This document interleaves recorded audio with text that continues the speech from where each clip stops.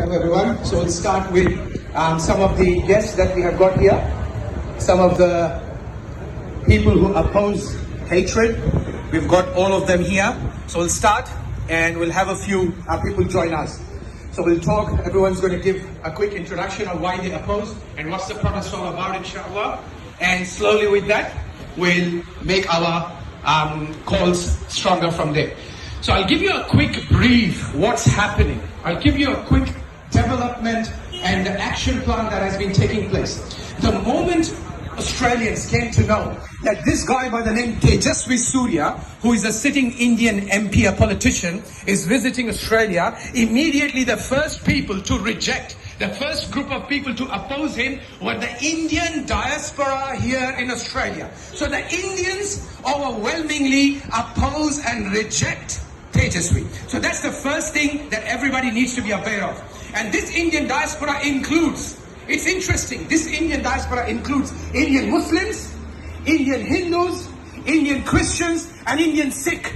Can you imagine? Every faith group opposes a single person. Why would that be? Because this person has spewed venom against every group, against every community. Let me give you a quick example of what he says. And these are the banners that you can read. His tweets. He's public about it. He's arrogant about it. And he's bold about it. And he is not stepping back from that. You can see many of the banners here has his tweet.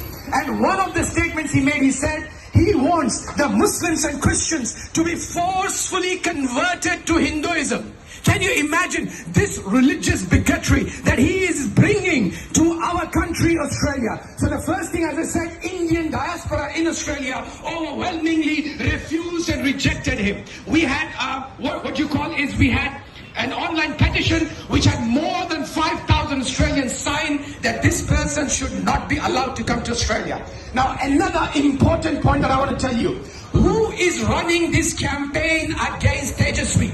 Now, this, I would say, personally, I'm here in Australia for the last 15 years. I've been involved in various activism and various communities, and we have rejected racism, we have rejected fascism, and we have rejected all hatred here in Australia.